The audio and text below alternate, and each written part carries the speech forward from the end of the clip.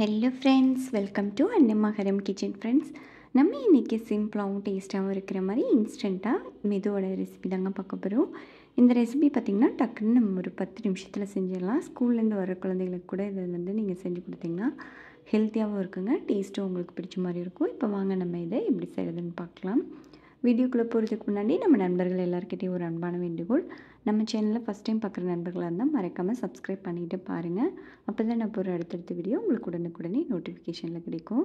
இப்போ இதை செய்கிறதுக்கு ஒரு மிக்சிங் பவுல் எடுத்துக்கோங்க. அதில் 1.5 கப் அளவுக்கு அவல் சேர்த்துக்கலாங்க. கெட்டி அவல், லேஸ் அவல், சிகப்பு அவல் எது வேணாலும் நீங்கள் சேர்த்துக்கலாம். இப்போ இதை தண்ணி சேர்த்து நல்லா ஒரு 2 தடவை அலசி எடுத்துருங்க. அலசி எடுத்துகிட்டு இது கூட ஒரு 1/4 கப் அளவுக்கு தண்ணி சேர்த்துக்கலாம். அதிகமாக சேர்க்க வேண்டாங்க, நம்ம வேணும்னா திரும்ப கூட சேர்த்துக்கலாம். இப்போ இதை ஒரு 10 நிமிஷம் நம்ம மூடி போட்டு வச்சிடலாம். அவல் நல்லா ஊறி வரட்டும். இப்போ பாருங்கள், ஒரு 10 நிமிஷத்துக்கு அப்புறம் அவல் நல்லா ஊறி வந்துருச்சு. இதை நல்லா மசிச்சு எடுத்துக்கோங்க. இந்த மாதிரி கைகளால் மசிச்சு எடுத்துக்கலாங்க. அப்படி இல்லைன்னா நீங்கள் மிக்ஸி ஜாரில் கூட போட்டு நல்லா ஒரு 2 சுற்றி விட்டு எடுத்துக்கலாம். இப்போ ரொம்ப கெட்டியாக இருக்குங்க, நம்ம கொஞ்சம் தண்ணி சேர்த்து நல்லா மசிச்சு எடுத்துக்கலாம். இந்தளவுக்கு மசிச்சதுக்கப்புறமா நம்ம மற்ற பொருளெல்லாம் சேர்த்துக்கலாங்க. நீங்கள் மிக்சியில் சேர்த்திங்கன்னா ஒரு 2 சுற்று மட்டும் விட்டால் போதுங்க, ரொம்ப அதிகமாக அரைச்சி எடுக்க வேண்டாம்.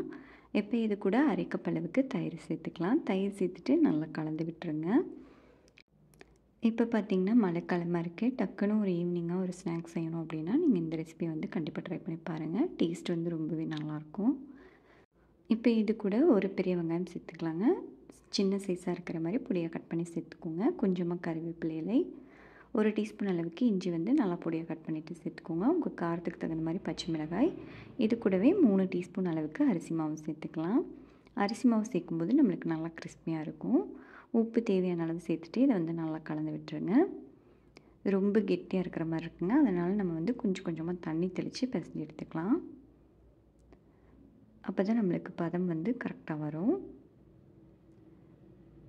கொஞ்சம் கெட்டியாக இருக்கிற மாதிரியே பிசைஞ்சு எடுத்துக்கோங்க. ரொம்ப கொழகொழப்பு தன்மையாக இருந்துச்சுன்னா வடை அதிகமாக எண்ணெய் குடிக்குங்க. இப்போ இன்னும் கொஞ்சம் பத்தாத மாதிரி இருக்குது, லைட்டாக துளிச்சு விட்டு இந்த பதத்துக்கு நீங்கள் பிசைஞ்சு எடுத்துக்கோங்க, நம்மளுக்கு கரெக்டாக இருக்கும். இப்போ இது கூட கொஞ்சமாக பொடியாக கட் பண்ணால் கொத்தமல்லி தழை சேர்த்து நல்லா கலந்து விட்டுடலாம். நல்லா கலந்து விட்டுட்டு நீங்கள் வடை மாதிரி தட்டி எடுத்து வச்சுக்கோங்க. எல்லாத்தையும் தட்டி எடுத்து வச்சுட்டு நம்ம பொரிக்க ஸ்டார்ட் பண்ணிக்கலாம். உங்களுக்கு எந்த அளவுக்கு வேணுமோ அந்த அளவுக்கு எடுத்து உருண்டை பிடிச்சி சின்ன சின்ன வடைகளாக தட்டி எடுத்து வச்சுக்கோங்க.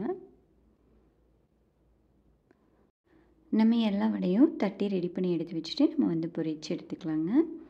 எண்ணெய் நல்லா காஞ்சதும் மீடியம் ஃப்ளேமில் வச்சு பொரிச்சு எடுத்துக்கோங்க. இப்போ பாருங்கள், எண்ணெய் நல்லா காஞ்சிடுச்சு. நீங்கள் வச்சுருக்க பாத்திரம் எந்த அளவுக்கு பிடிக்குமோ அதுக்கு தகுந்த மாதிரி வடையை சேர்த்து நல்லா பொரிச்சு எடுத்துக்கோங்க. ஒரு சைடு நல்லா செவந்து வந்ததும் இன்னொரு சைடு திருப்பி விட்டுறலாம். 2 சைடும் நல்லா கிறிஸ்பியாக வந்ததும் நம்ம எடுத்துடலாங்க. இப்போ பாருங்கள், நல்லா கிறிஸ்பியாக வர ஆரம்பிச்சிருச்சு. இப்போ இதை நம்ம எடுத்துடலாம். கண்டிப்பாக இந்த ரெசிபியை நீங்களும் வீட்டில் செஞ்சு பார்த்துட்டு எப்படி இருந்துச்சுன்னு உங்கள் கமெண்ட்ஸை மறக்காமல் கமெண்ட் செக்ஷனில் சொல்லுங்கள். இந்த வீடியோ பிடிச்சிருந்தால் நம்ம சேனல் லைக் பண்ணி சப்ஸ்கிரைப் பண்ணிக்கோங்க. உங்கள் ஃப்ரெண்ட்ஸ் அண்ட் ஃபேமிலி மெம்பர்ஸ் கூட மறக்காமல் இந்த வீடியோவை ஷேர் பண்ணுங்கள். வீடியோ பார்த்த அனைவருக்கும் நன்றி.